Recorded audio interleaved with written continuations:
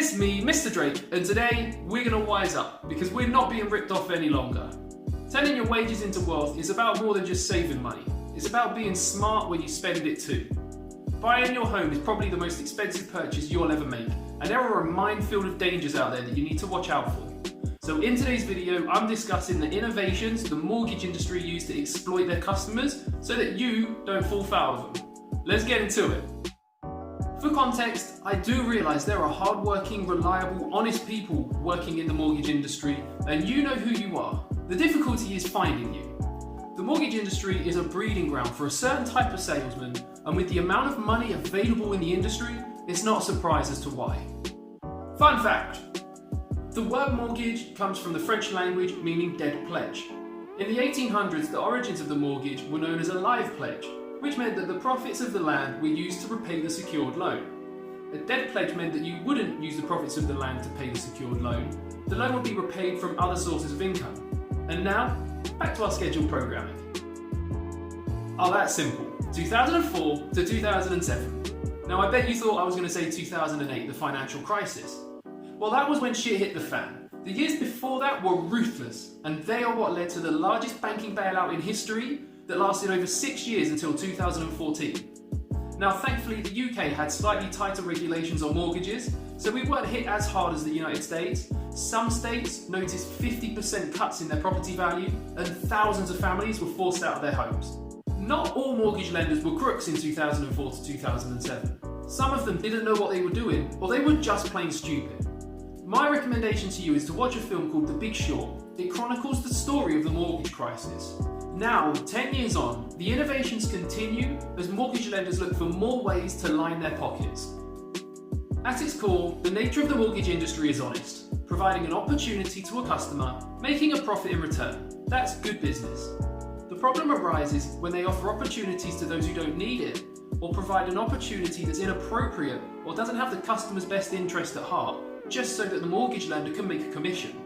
For a long time, mortgages were the safest type of secured loan, and this meant they were boring business. That's until innovations began to massively boost the profit margins and spiced up the industry.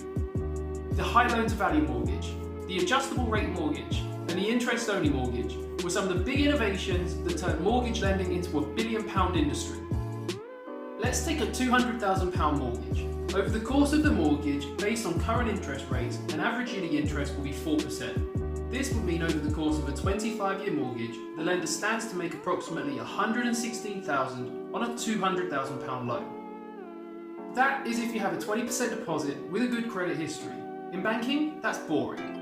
Innovations allowed the market to take advantage of people who wanted to be home buyers who traditionally wouldn't have been able to. Now, there are mortgages available for people with a bad credit history and no deposit. Of course, because the lenders see this as a higher risk, they want a larger reward. The 5% average rate would cost an extra £35,000 on a 25-year term, meaning the £200,000 mortgage would have created £151,000 profit. But after 2008 and the financial crisis, strict impositions were placed on mortgages that meant they had to be affordable even into the future with something called a stress test. This meant it was no longer in the best interest of the lender to charge high interest rates, because the higher the interest rate, the more expensive the repayments, and the more expensive the repayments, the less likely the mortgage was to clear the affordability tests. So once again, innovation to the rescue. If you had to repay £1,200 over a year, you would have to pay twice as much per month than if you had to repay that £1,200 over 2 years. This is because you have less time to pay it in. Welcome to the logic of a 40-year mortgage, the dual-edged sword of the modern mortgage industry. However, it's not a dual-edged sword because it comes at a cost of you and the mortgage lender. It's because they're able to charge you more interest annually, and they're able to make you pay significantly more over the course of the loan. They cut you both ways. In fact, 40-year mortgages charge 0.25 to 0.4% more in annual interest. What this means is a £200,000 4% mortgage over 25 years will cost you £1,056 a month with £116,000 in total interest payments. A £200,000 4.3% mortgage over 40 years will be £874 a month, but you'd be paying a total of £219,000 in total interest payments. I'm going to repeat that one for you guys, because the low-risk borrower gets access to a boring traditional mortgage that makes the lender an average of £4,600 profit per year. But the higher-risk borrower gets access to a somehow cheaper mortgage that's designed to help the average Joe get set up in their first home, but they end up paying an average of £5,400 interest per year. So not only do they end up paying more interest per year on top of their initial repayment, they also pay for 15 years longer.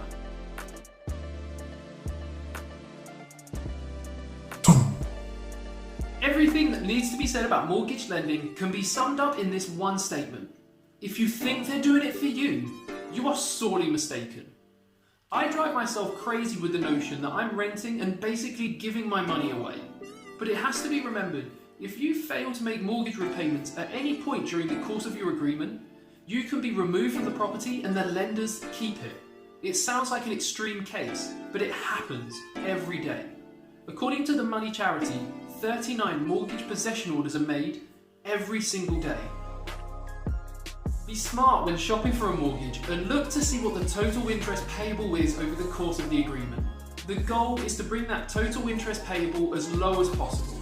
To get the best mortgages, give yourself a little bit more time and build up your deposit. With a larger deposit, you're going to make lower monthly repayments, which means you're more likely to pass affordability tests. But also, with a larger deposit, you're going to get access to better interest rates because your loan to value ratios come down. This makes you seem like a less risky borrower. Like I said at the start of the video, there are lots of honest, reliable, trustworthy mortgage lenders out there. We just need to make sure we're doing our best to find them. Don't rush headfirst into the most expensive purchase of your life. Make sure that you stay calm and composed. Be smart with your money. Don't get ripped off. Until next time, stay cash flow strong, turn your wages into wealth. I can't wait to see you on the next video. Have a lovely week. See you soon, guys. Bye.